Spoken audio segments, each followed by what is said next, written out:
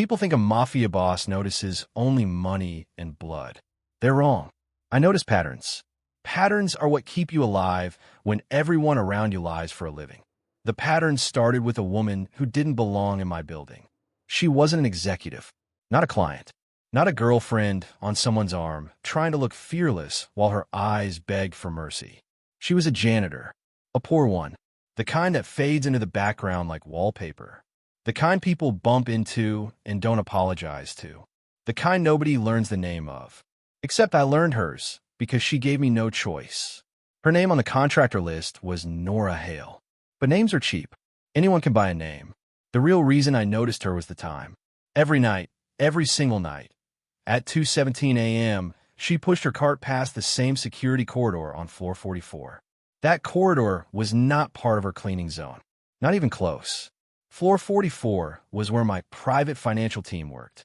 My ledgers, my offshore maps, my silent accounts, the skeleton of my empire hidden behind glass, encryption, and men who knew how to erase a body without leaving a stain. A janitor wasn't supposed to be there. And yet, on camera, Nora Hale showed up like a clock.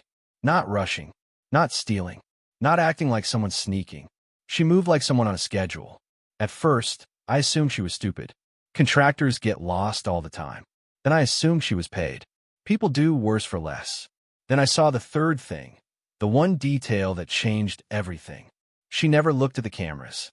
Everyone glances at cameras. Even innocent people do it by accident. A human reflex. Eyes flick toward the thing that watches them. Nora never did. Not once. It was as if she knew exactly where the cameras were and had trained herself not to acknowledge them. That isn't stupidity. That is discipline. And discipline is never free.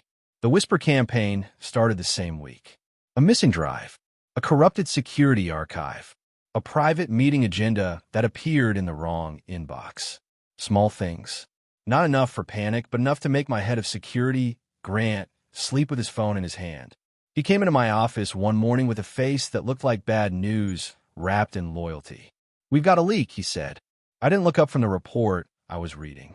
Everybody says that when I want a raise. Grant didn't smile. The Moretti crew hit 2 of our routes without scouting.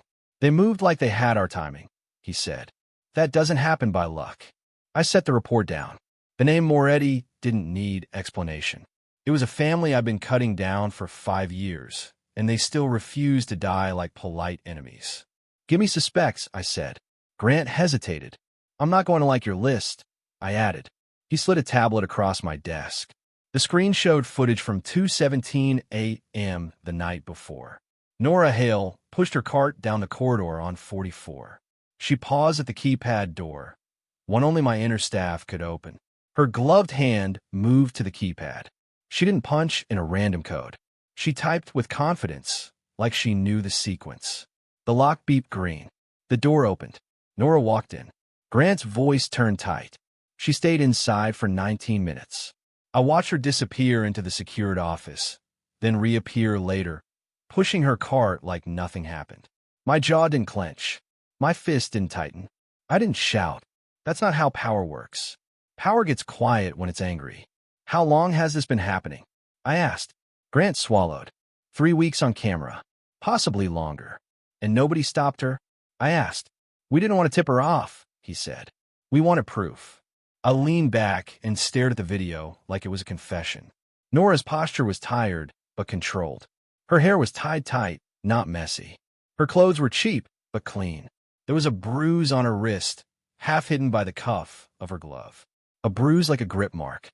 Then she paused in the hallway and looked at her phone, just for 1 second. Grant zoomed in. We enhanced it. The screen displayed a number. Not a phone call. Not a text. A countdown timer. 3 hours, 12 minutes, and 9 seconds. 3 hours, 12 minutes, 9 seconds. Counting down to what? I didn't ask Grant. I didn't need to.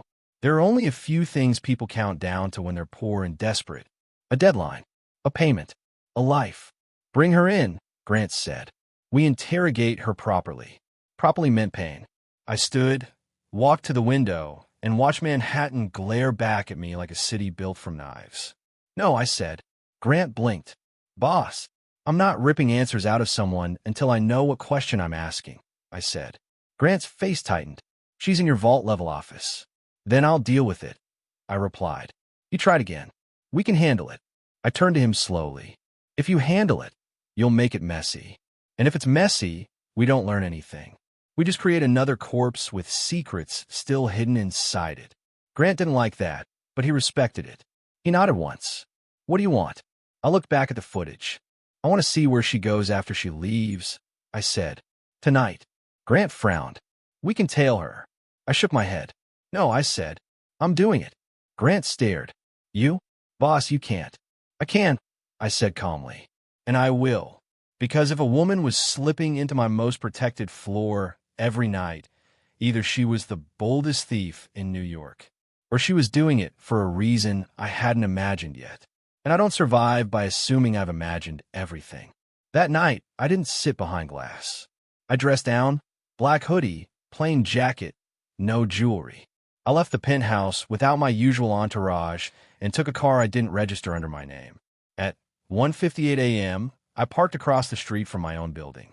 From the outside, it was a shining tower of wealth. People thought it held investments and boardrooms and expensive decisions. They didn't know it held cages too. At 2:14, the staff elevators emptied. Lights shut down floor by floor. At 2:17, Nora appeared exactly like she always did. She moved through the side entrance, badge swiped, head lowered, pushing her cart. And she wasn't alone. That was the first new detail. A man walked behind her. Maintenance uniform, tool belt, baseball cap too low. He kept a careful distance. He didn't speak to her. He didn't touch her. But his eyes never left her back. That wasn't security. I knew every security man in my building. That was a shadow. And shadows usually belong to someone. Nora reached the elevator. The man stepped in with her. The doors closed. Grant's cameras would record it, but cameras don't tell you the feeling in the air. Cameras don't tell you who's holding their breath. I slipped into the employee stairwell and climbed quietly, taking 2 steps at a time, listening to the elevator cables hum. When I reached 44, I stayed in the dark corner near the service door where the camera couldn't get a clear angle. The hallway lights flickered, then stabilized. The elevator opened. Nora came out. The man in the maintenance uniform followed. He didn't go toward any maintenance panel. He didn't touch any tool. Instead, he stopped in the corridor and pulled out a phone, typing quickly. Nora didn't look at him. She pushed her cart to the keypad door. Her fingers moved. The lock beeped green. The door opened. And here's the part that made my blood turn slow and cold. The man in maintenance didn't enter with her. He stayed outside. He took position, standing at an angle that blocked the camera's line of sight and gave him view of both ends of the hallway. Like a lookout, Nora walked inside alone. The door shut behind her. I waited. I counted seconds like I used to count bullets. 1 minute. 2. 3. At 6 minutes, I heard something through the door, faint like a tapping. Not footsteps. Typing. Fast typing. Not someone searching drawers. Someone working. At 19 minutes, the door opened. Nora stepped out, pushing her cart again like nothing happened. She didn't carry a bag. She didn't hide anything in her jacket. Nothing obvious. Then she made eye contact with the man in maintenance for the first time. It was only a glance. But it wasn't the glance of an employee acknowledging a coworker. It was the glance of someone confirming a job was done. The man nodded once. Nora moved toward the elevator. The man followed, 2 steps behind. That was enough. Not proof of betrayal, but proof of coordination. I didn't follow them into the elevator. I took the stairs down again, cutting through a back corridor and reaching the underground garage before they did. At 3:01 a.m., the service elevator doors opened in the basement. Nora pushed her cart toward the supply room. Routine. The man in maintenance didn't. He walked straight past her, out through the employee exit, into the night. Nora stopped for 1 second, as if she wanted to look back, then forced herself forward. A choice. A fear. I watched her disappear into the supply room, then waited until she came out again 15 minutes later. No cart this time. Backpack on. Jacket zipped. Hair still tight. She walked out into the night alone. I started my car and followed at a distance. She didn't go to a subway station. She didn't go to an apartment. She didn't go to a bar or a lover's place or any cliche my man would expect. Nora walked into a part of the city that didn't sleep because it couldn't afford to. Cold streets, closed storefronts, delivery trucks rumbling like tired beasts. Then she stopped at a building that looked abandoned from the outside. No sign, no lights, a metal door with graffiti scratched like scars. She knocked in a pattern, 2, pause, 1 pause, 3. The door opened. She slipped inside. I parked across the street and waited. 5 minutes passed. Then 10.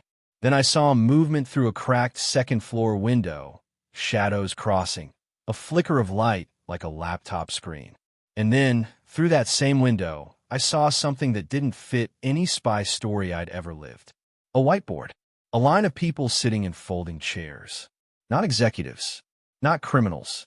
Young faces. Tired faces. Some too young to be out at that hour. Some too old to be starting over. Nora stepped into view, not wearing her janitor jacket anymore. Just a plain sweater.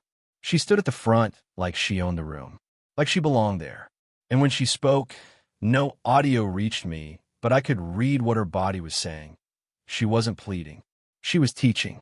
She picked up a marker and wrote something in thick strokes. A word I could just barely make out. Debt. Then another. Escape. Then she pointed at a chart she'd drawn. Arrows, circles, numbers. People leaned forward, listening like their lives depended on it. Because they probably did.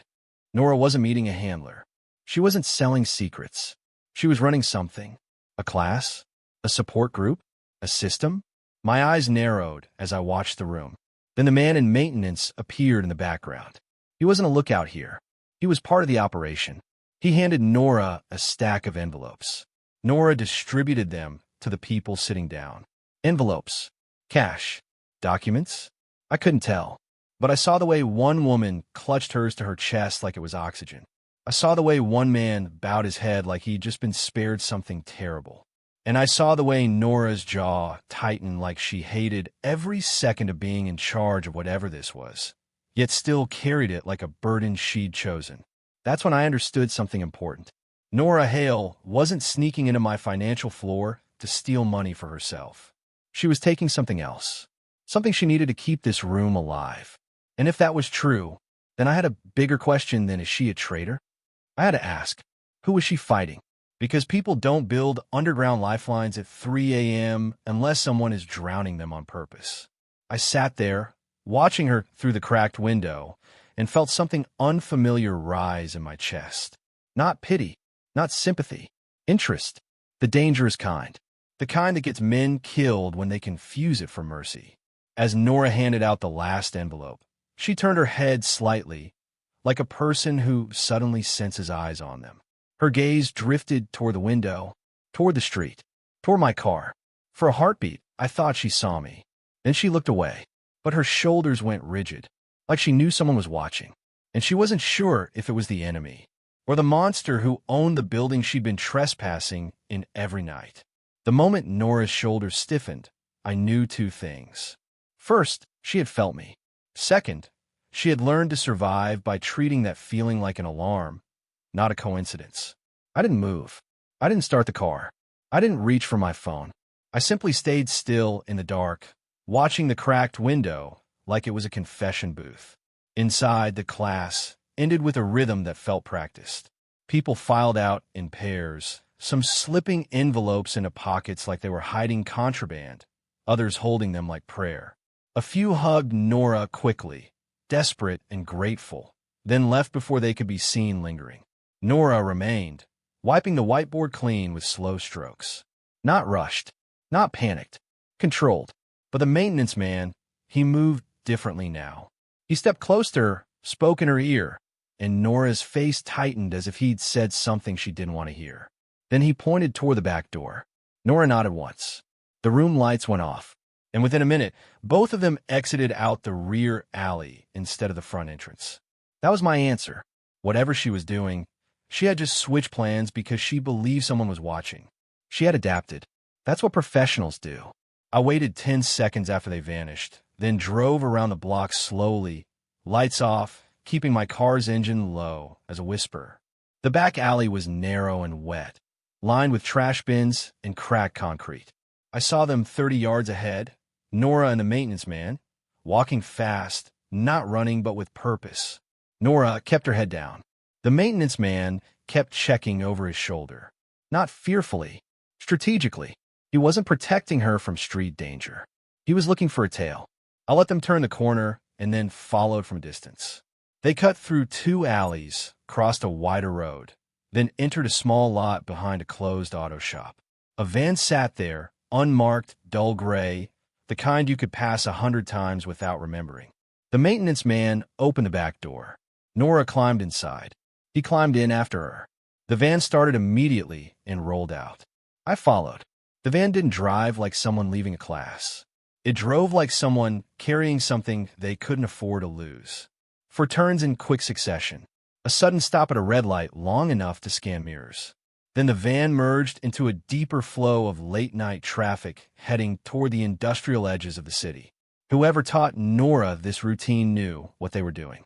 And if she was in trouble, it wasn't the kind of trouble the police handle. It was the kind my world invents. The van crossed into a warehouse district where the streets widened and the buildings became dead gray blocks with loading docks like closed mouths. It stopped behind a fenced lot and rolled through an opening as if the guard had been expecting it. I didn't follow inside. Not yet. I parked across the street behind a line of trailers and watched. A moment later, 2 men stepped into view near the gate, and my stomach turned cold. I recognized one of them instantly. Not by face, by posture, by the way he stood like a man who believed the world owed him fear.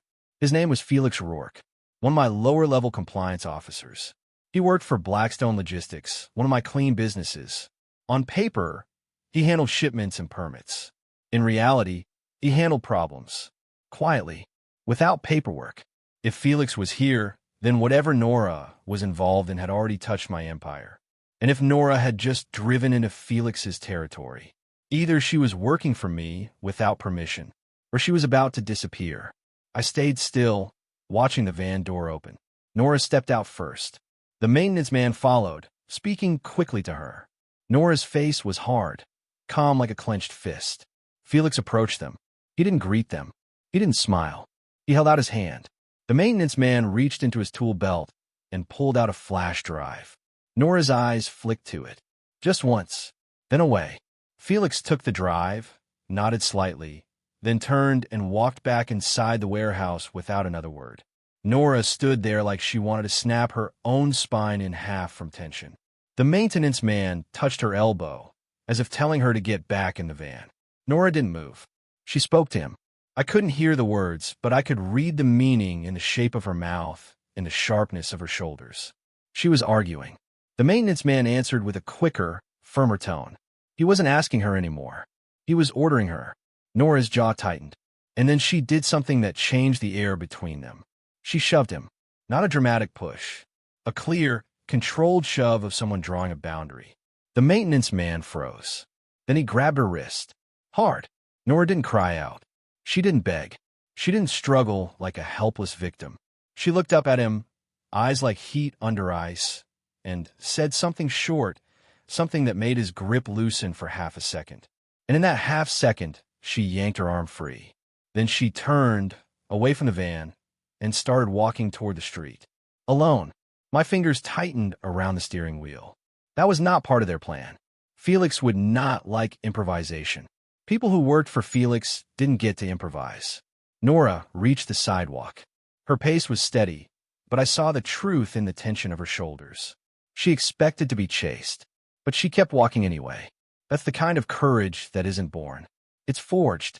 I waited until she was halfway down the block, then started my car and pulled out smoothly, matching her pace, staying parallel on the road. She didn't look at me at first. Then she did. One glance, and I watched recognition enter her eyes like a blade. Not surprise, not confusion, pure calculation. She knew who I was now, not just the boss. The man who owned the building she'd been breaking into every night. The man whose security could erase her without the city noticing. She stopped walking. I stopped the car. I lowered the passenger window. Nora Hale, I said. Her lips pressed into a line. That's not my name, she replied. I didn't blink. Names are flexible. Lies aren't. Get in. She didn't move. No. I smiled slightly, humorless. That wasn't a request. Her gaze flicked behind me, checking for Felix's men, for the van, for shadows closing in. Then she looked back at me and said something that almost made me respect her more than I already did. If you want to kill me, don't pretend you're saving me. I leaned toward the window, voice low enough to feel dangerous. If I wanted you dead, you'd be dead. Nora's nostrils flared. Her jaw worked, like she was chewing anger instead of showing fear. You followed me, she said. You've been watching. Yes, I said. Why? She demanded. Because you opened my vault door like you owned it. Because you're connected to Felix Rourke. Because I just watched you hand a drive to one of my men and then walk away like you'd rather die than keep playing your role. But I didn't say any of that yet. Instead, I said the truth that mattered most. Because you're inside my building at 217 every night, I said. And I don't tolerate mystery. Nora laughed once, short, bitter. Then you must hate your own life. I held her eyes. Get in. She hesitated. And in that hesitation, a van rolled out of the warehouse gate. The same dull gray van. It turned onto the street, headed straight toward us. Nora saw it and went very still. Her face didn't go pale. It went blank. That was not fear. That was acceptance. The look people wear when they've reached the end of their options. I opened the passenger door from inside. Now, Nora didn't run. She stepped in quickly, shut the door, and kept her hands visible on her lap, like she'd learned the rules of dangerous men. I pulled away smoothly, not fast enough to look like panic, but fast enough to create distance. In the rearview mirror, the van followed. Of course it did. Nora stared straight ahead. They won't stop, she said quietly. I glanced at her. Who are they? She didn't answer immediately. Her throat moved when she swallowed. Then she said, not police. I almost laughed. I figured. She took a slow breath, as if forcing herself to speak without shaking. That man, she said, nodding toward the direction of the warehouse. The one who grabbed me. His name is Kent. I waited. He's not maintenance, she added. Not really. What is he? I asked. Nora's voice dropped. He's my handler. I kept driving, calm, steady, letting the city lights slide across my windshield like a slow-moving threat. Handler for who? I asked. Nora's eyes flicked to me. For a list. I didn't like that phrase. In my world, lists were death. Blacklists. Hit lists. Debt lists. Lists of people who had crossed the wrong line and needed to be erased quietly. What list? I asked. Nora looked away. You won't believe me. Try me, I said. She hesitated, then spoke with a sharpness that felt like a wound reopening. A blacklist that lives inside your empire. My jaw tightened slightly. Explain. She stared out the window at the dark city. Some people don't just get killed. They get removed. Their records get rewritten. Their names change. Their bank accounts disappear. Their families stop asking questions because they get scared. I didn't speak. Nora continued, voice steady now.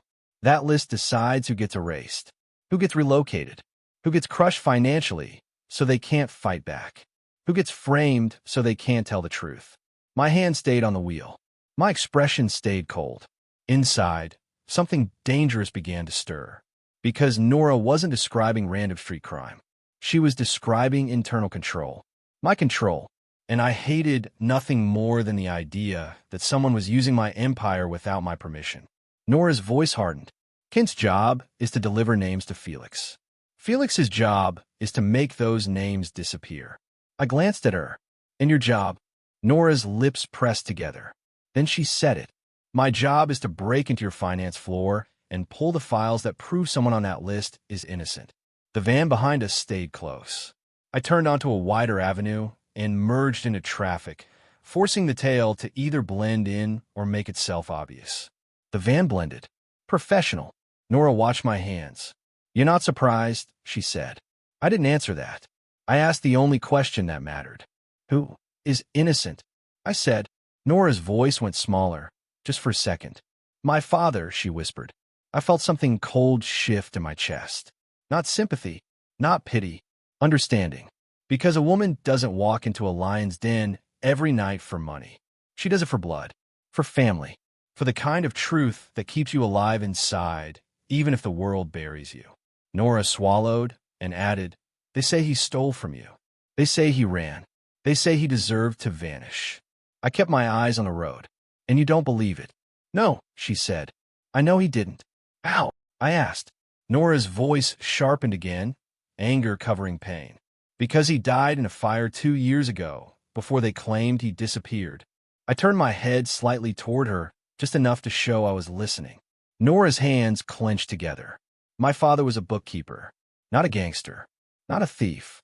He did numbers. He noticed numbers that didn't match. Then he got scared. Then he tried to leave.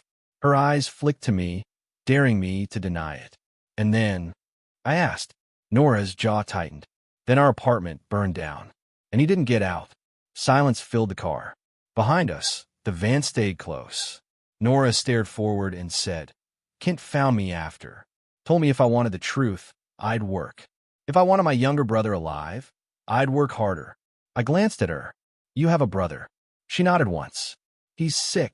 A flicker of memory returned. Felix, that drive, the warehouse. Money moving like shadows. People being erased. I asked quietly, what's his name? Nora hesitated, then said it. Eli. And the moment she said it, something inside me clicked. Because I knew that name. Not from family photo. From file. A file my own men had flagged months ago. An unresolved liability attached to a debt accountant. A child with expensive medical needs. And an insurance trail that had been forcibly cut. A trail someone inside my empire had deliberately severed. Nora didn't know it, but she had just confirmed what I'd been suspecting for a long time. This wasn't about the Morettas. This wasn't about outsiders. This was right inside my own house. The van behind us surged closer, as if it sensed we were reaching a decision point. Nora's voice tightened. They're going to hit us. I checked my mirrors. Traffic thinned. Too perfect. The van pulled into the lane beside us. Its window was tinted, but I saw the faint movement of a raised arm inside. A weapon. Nora inhaled sharply. Leon. She stopped herself from saying my name like it was a plea. I didn't flinch. I reached under my seat, pulled out my own weapon, and kept it low. Then I turned the wheel hard. Not into panic. Into calculation. My car cut sharply into a narrow side street that led under an overpass. Dark, tight, and empty. The van followed immediately. Of course it did. Because Kent didn't just want Nora back. He wanted her silent. And now I wanted him dead. But not yet. Not until I knew who had built that blacklist under my nose. I accelerated into the darkness beneath the overpass, headlights slicing the wet concrete. Nora braced herself, breathing fast, eyes wide but still controlled. And for the first time since I met her, I heard the real fear in her voice, not for herself. For Eli, she whispered. If I die, I cut her off, voice like iron.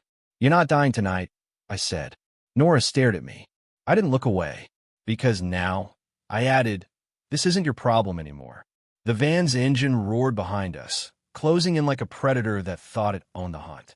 And I realized something I hadn't expected when I started watching a poor janitor at 2:17 a.m. The hidden truth she carried wasn't just about her father. It was about a system inside my empire that was killing people quietly and using my name as the blade. Concrete pillars rushed past like prison bars, the sound of tires screaming against wet asphalt echoing under the bridge. My headlights cut a narrow tunnel through the darkness, but I didn't need to see the road to know where I was going. I'd memorized this city the way other men memorized prayers. Behind us, the van stayed tight. Too tight. Whoever was driving knew exactly how much distance to keep without ramming us or losing us. That told me Kent wasn't improvising. This was planned.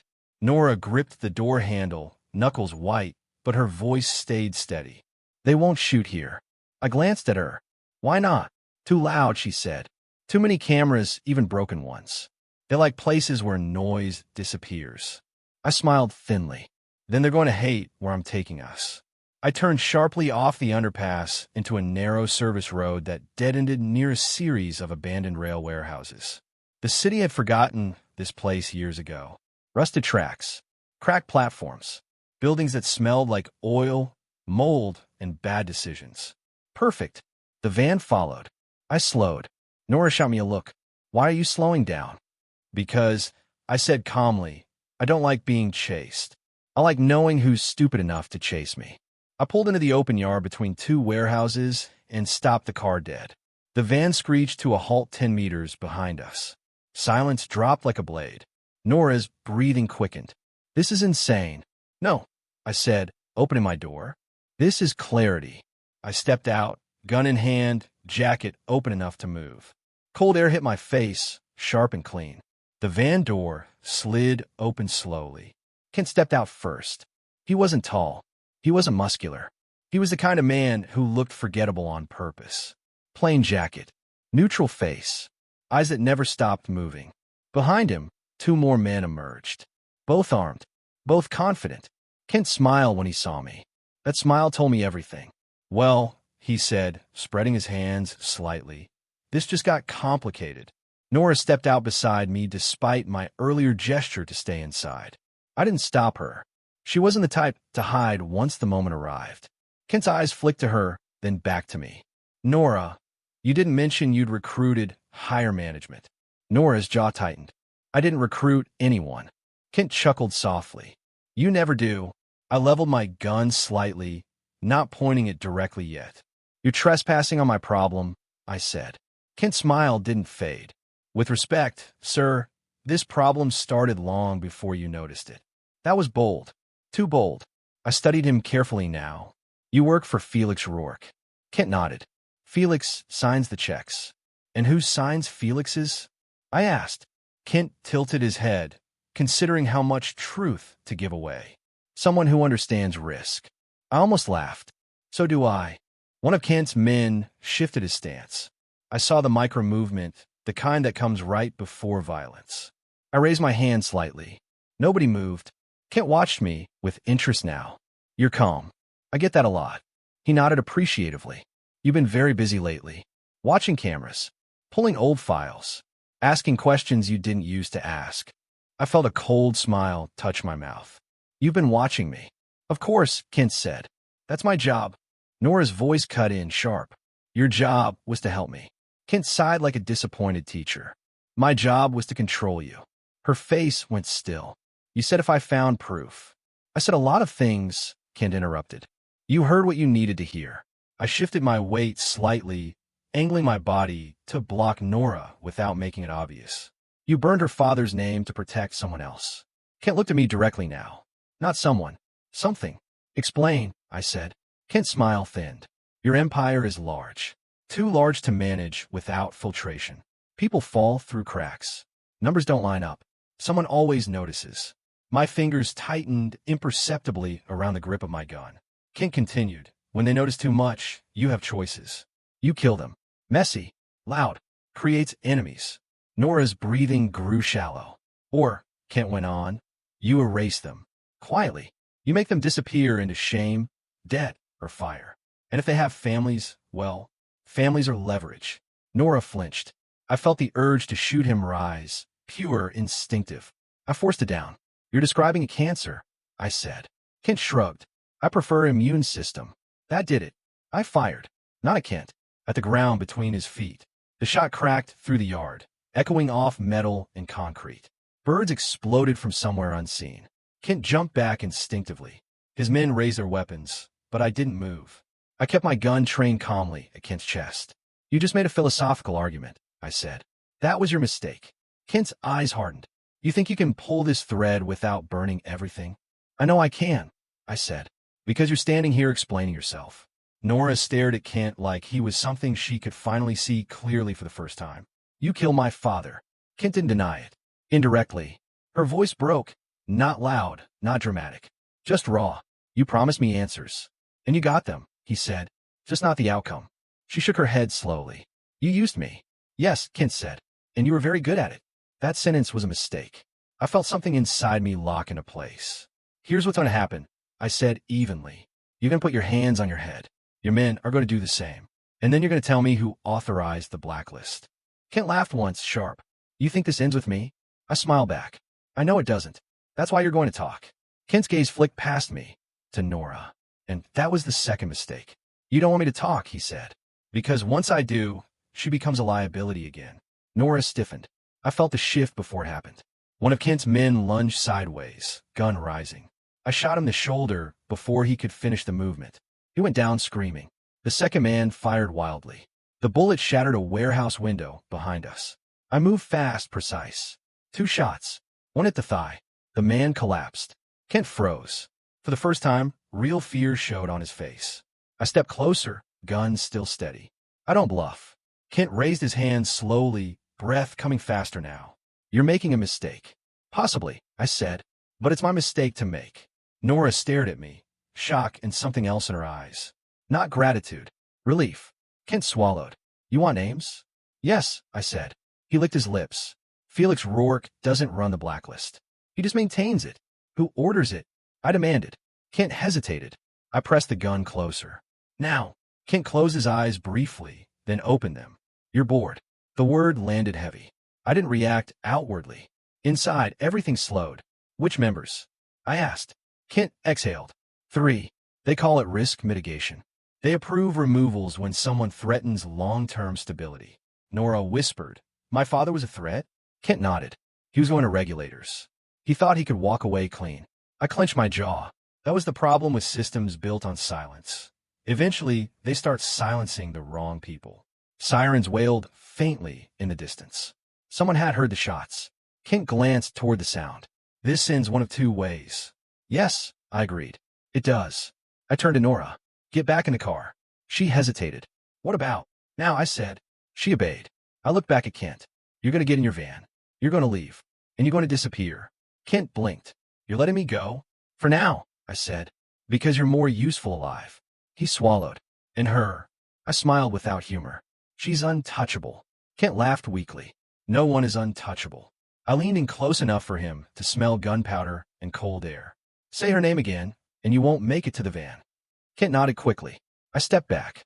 He retreated, helping his wounded men into the van. They drove off fast, tires squealing, disappearing into the night like a bad memory. I stood there for a moment, listening to my own heartbeat. Then I got back into the car. Nora stared at me like she was seeing me for the first time. You didn't have to do that. Yes, I said quietly. I did.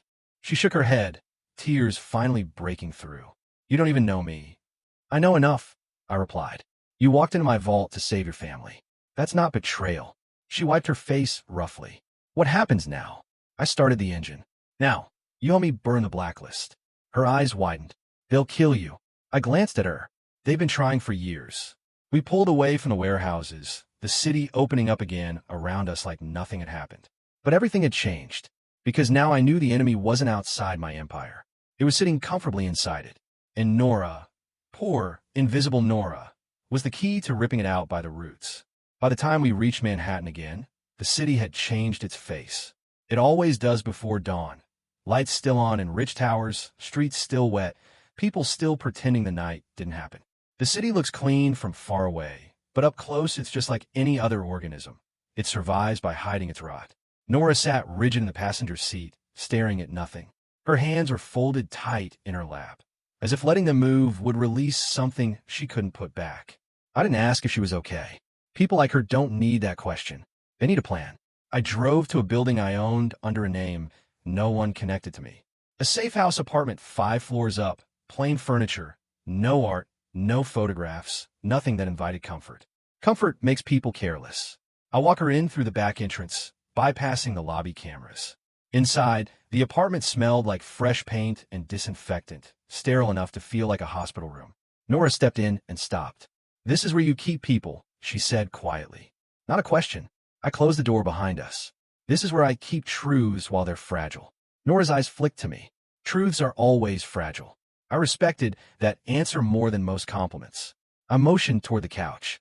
Sit. She didn't. I need to check on Eli. My jaw tightened. I'd known this was coming. The brother. The leverage. The point where her world and mine would collide and decide whose gravity wins. Where is he? I asked. Nora hesitated. A clinic, not a real hospital. A place that treats him if I pay in cash. I nodded slowly. Name. Nora gave it. I pulled out my phone and called Grant. He answered on the first ring, voice already tight. Boss. Find his clinic, I said. Now. Quietly. No uniforms. I want eyes on the building within 20 minutes. Grant didn't ask why. He didn't need to. On it. Nora watched me closely. You're fast. I'm practiced, I corrected. She swallowed. If they take him, they won't, I said, and meant it with the kind of certainty men pray they never have to test. Nora finally sat on the couch, shoulders tense. Her gaze flicked around the apartment like she was counting exits. Trauma does that. It makes every room a puzzle. I sat across from her, not too close, not too far. I needed her steady, not defensive. We do this clean, I said. I don't want revenge. I want structure. Nora's laugh was soft and bitter. Revenge is the only thing that ever made them stop. Revenge makes them hide, I said. Structure makes them collapse. She stared at me.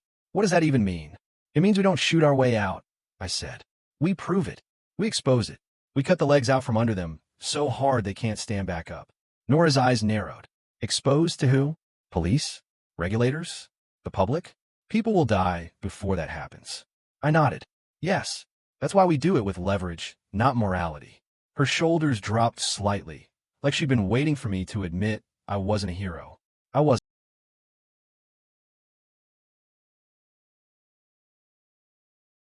Heroes die early.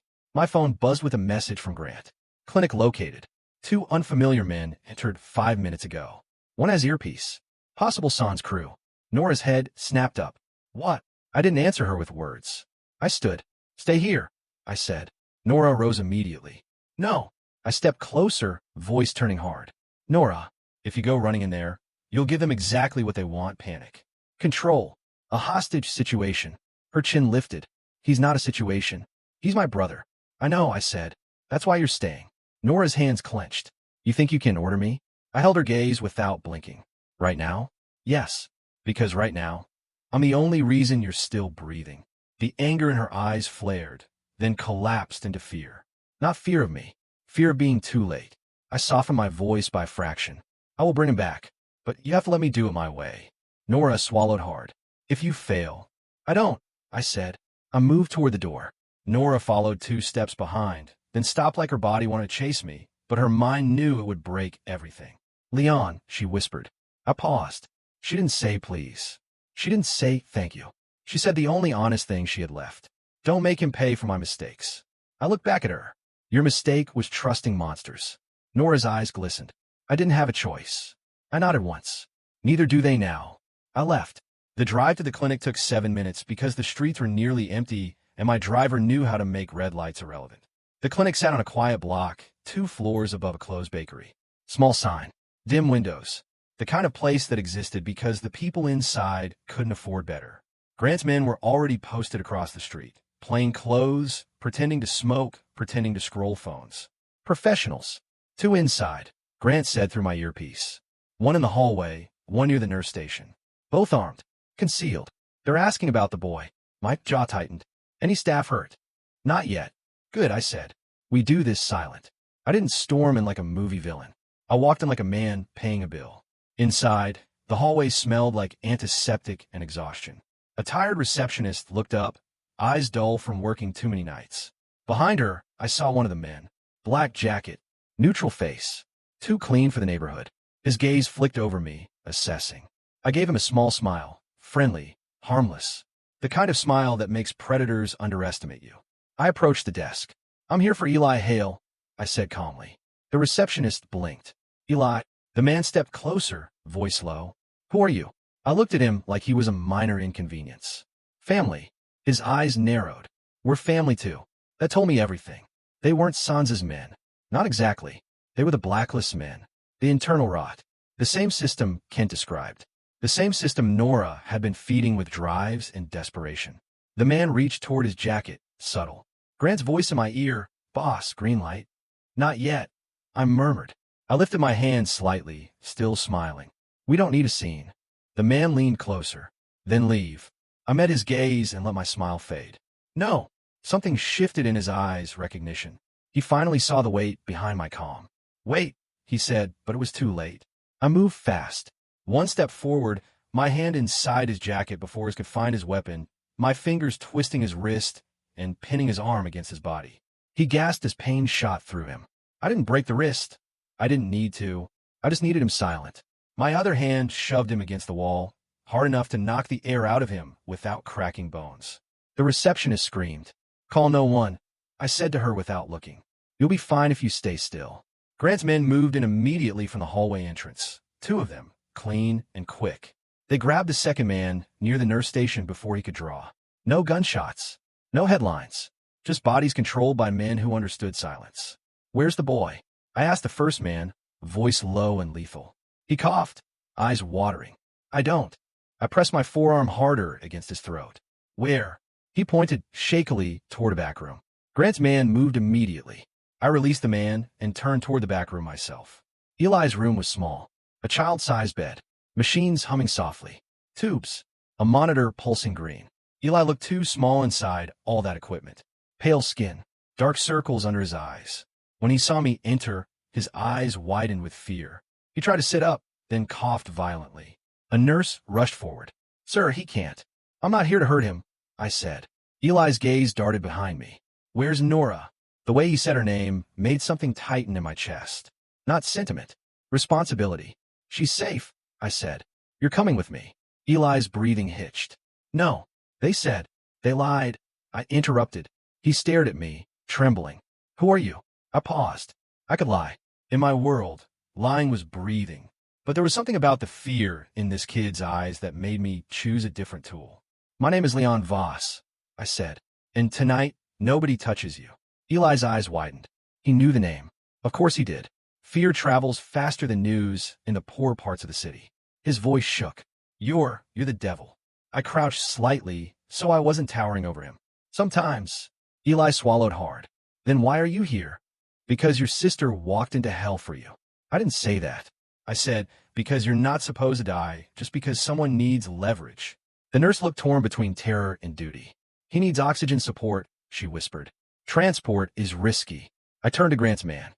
"Bring the portable tank." Eli's eyes darted. "They'll find us." I glanced at the hallway, then back at him.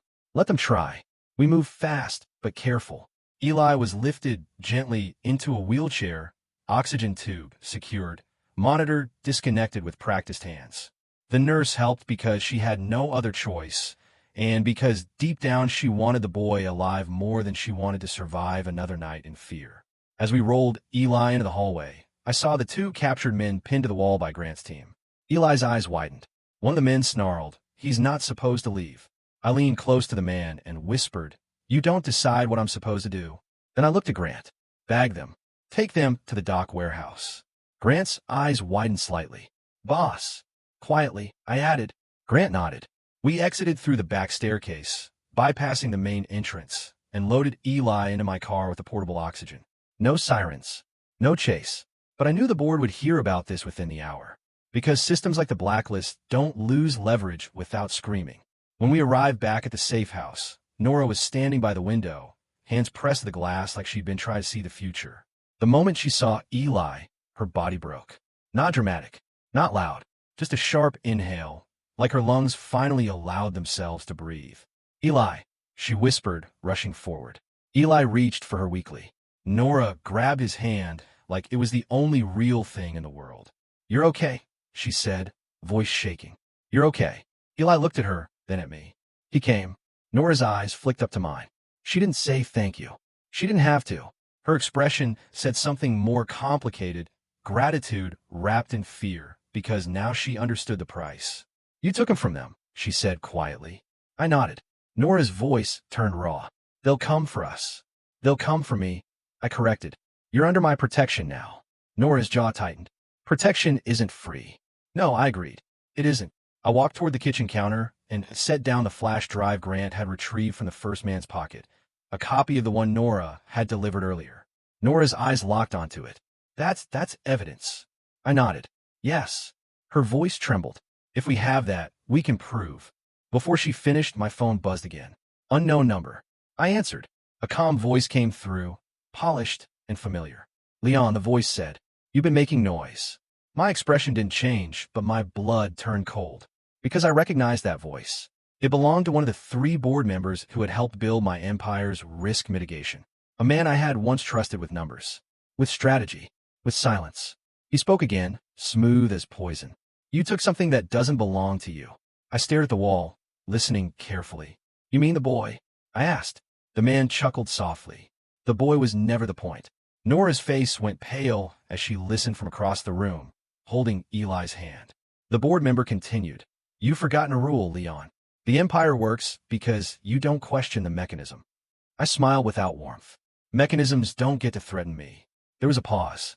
Then the man said, softly, bring us Nora Hale by noon, or we release every document tying you to the blacklist. Nora's breath caught. He added the final knife calmly. And then, in the chaos, Eli's oxygen will stop being your biggest problem. The call ended. Silence filled the room like smoke. Nora stared at me, eyes wide and wet. They're going to destroy you. I looked at her and felt the weight of the choice forming. My empire, or the truth. Most men in my position would choose empire, because empire is the only thing they know how to love. I stared at the flash drive on the counter, then at Eli. Too weak to run, too innocent to deserve any of this. Then I looked at Nora, who had been forced to become a thief just to keep her family breathing. My voice came out low and final. They want you, I said. Nora's grip tightened on Eli's hand. I won't go. I nodded. Good. Her eyes widened. What do you mean? I stepped closer, my tone turning calm in the way it always did right before war. I said, we're going to give them what they want, but not the way they think. Nora swallowed. What's your plan? I looked toward the window, where the city still pretended it was innocent. We're going to walk into their boardroom, I said, and we're going to make the blacklist eat itself. Nora's voice shook. They'll kill us. I met her gaze. They'll try. Then I added quietly, and when they fail, every name they erased will become a weapon. Nora stared at me, breathing fast. Eli coughed softly, eyes half closed, still holding her hand. And I realized the board hadn't just threatened me. They'd given me a deadline. Noon. A public place. A controlled room. A trap. Which meant I had one choice left. I had to become the trap. Noon came faster than it should have. Deadlines always do when they're meant to break you. By 9 a.m., the city was fully awake. Traffic roared. Phones rang. Men in suits pretended the world was stable. Inside my safe house, none of us slept. Nora sat beside Eli, counting his breaths like numbers she could control. Every few minutes, she checked the oxygen gauge, fingers shaking just enough to betray her fear. I stood at the window, watching my own city move like nothing was wrong. That was the board's greatest strength. They hid behind normalcy. At 9:14 a.m., Grant arrived with a tablet and a face carved from stone. They've mobilized, he said. Boardroom secured. Media blackout prepped. 3 directors present in person. 2 attending remotely. Lawyers on standby. Of course they are, I said. They always bring lawyers when they plan to kill something legally. Grant hesitated. Boss, if this goes wrong. It won't, I said. Grant didn't argue, but his eyes said what his mouth wouldn't. This wasn't a shootout. This was execution by paperwork. Nora looked up at me. You don't have to do this. I turned to her slowly. Yes, I said. I do. She swallowed. They're offering your empire in exchange for me. I nodded. And they'll take both if you go alone. Her voice cracked. Then let me go. That was the moment I knew exactly who Nora was. Not a victim. Not a pawn. A woman who had learned to trade herself for survival and hated herself for knowing how. I walked toward her and knelt so we were at level. Listen to me, I said quietly. They don't want you. They want control. Nora shook her head. They'll destroy you. I smiled faintly. They already tried. Eli stirred weakly. His eyes fluttered open. Nora. She leaned toward him instantly. I'm here. Eli's gaze drifted to me. Are they coming? I chose honesty. Yes, I said. Eli swallowed. Then don't let them take her. Nora's breath hitched. Eli continued softly. She's been running my whole life. That sentence hit harder than any threat the board had ever made. I stood. Grant, I said. Get the car. Grant hesitated again. Who's coming with you? I looked at Nora. You are, I said. Her eyes widened. No, Eli. He stays here, I said. With doctors. Armed protection. Off-grid. Grant nodded immediately. Already arranged. Nora's hands trembled. I won't leave him. I stepped closer, voice firm. You will. Because if you walk into that boardroom alone, you die. If you walk in with me, you live. Her lips parted. And you? I held her gaze. I'll accept the consequences. She searched my face for a lie. She didn't find one. At 10:02 a.m., we left. The boardroom sat on the top floor of a glass tower downtown. Clean lines. Neutral colors. A room designed to make men feel permanent. Security waved us through without a word. They always did. Inside, the room was already full. Three men sat at the table, gray hair, tailored suits, expressions calm enough to pass for bored. Two faces appeared on the wall screens, remote directors, safely distant. One empty chair waited at the head of the table. Mine. I took it. Nora stood beside me. Every eye in the room flicked to her. One of the men smiled. Ms. Hale, thank you for coming voluntarily. Nora didn't answer. I leaned back in my chair. You threatened a child. The smile didn't fade. We manage risk. I nodded slowly. Then you've miscalculated. Another man cleared his throat. Leon, you've allowed emotion to interfere with structure. Structure murdered her father, I said. The third man sighed. He was collateral. Nora's body went rigid. I felt it before I saw it. The shift in her breathing, the weight of years pressing down. I placed my hand flat on the table. Enough, I said. The room quieted. You built the blacklist, I continued. You used my companies, my shell accounts, my compliance teams. You erased people quietly and told yourselves it was stability. One of the remote directors leaned forward on the screen. And it worked. Yes, I said. Until you got greedy. The man smiled. Greed built everything you own. I nodded. And it's about to bury you. The first man scoffed. You have no leverage. I tapped the table twice. Grant's voice came through the speaker system. Live feed active, he said. Every screen in the room changed. Documents appeared. Accounting trails. Internal emails. Audio files. The blacklist. Names. Dates. Payments. One of the board members' faces drained of color. The remote director's voice rose. Shut that off. I smiled. It's streaming. Silence felt like a guillotine. You see, I said calmly, while you were threatening me, I was preparing redundancy. The first man leaned forward, furious. You'll destroy everything. No, I corrected. You already did. I'm just making it visible. Nora stared at the screens, hands shaking. That's my father, she whispered, seeing his name. I looked at her. Yes. She closed her eyes. Then she straightened, and something inside her hardened. One of the board members stood abruptly. This is extortion. I shook my head. This is accountability. The remote director snarled. We will bury you. I leaned forward, voice low and precise. You can try. But every regulator, every journalist, every foreign bank already has a copy. That wasn't entirely true, but it was true enough. The board understood then. This wasn't negotiation. It was an execution. One of them whispered, You're ending your own empire. I nodded. Yes. Nora turned to me sharply. What? I didn't look at her. An empire built on erased lives doesn't deserve to stand. Her voice shook. You don't have to do this. I met her eyes for the first time since entering the room. Yes, I said softly. I do. The board erupted, shouting, threats, legal jargon, but it didn't matter anymore. The system was bleeding in public. Security burst in minutes later, this time not mine. Federal. The room dissolved into chaos. Hands raised. Phones confiscated. Men who had believed themselves untouchable, suddenly very touchable. As agents pulled the board members away, one of them twisted toward me. You'll be nothing without this, he hissed. I smiled. I've been worse, I said. Nora stood frozen as the room emptied. When it was over, only the two of us remained in the ruined boardroom. Her voice was barely audible. You sacrificed everything. I stood slowly. No, I said. I traded it. She shook her head.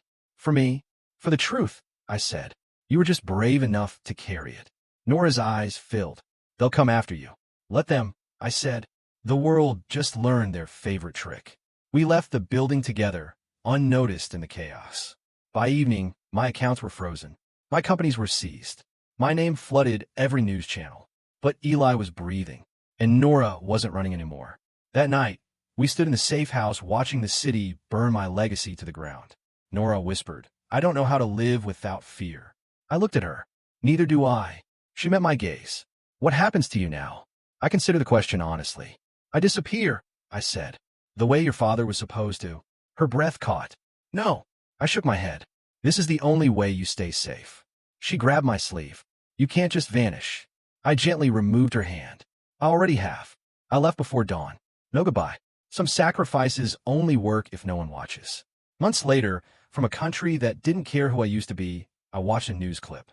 A woman named Nora Hale testified publicly about the blacklist. Her brother sat beside her, alive, and in that moment, I knew something I had never known as a king. Power isn't what you keep. It's what you give up when it finally matters. And for the first time in my life, I was free.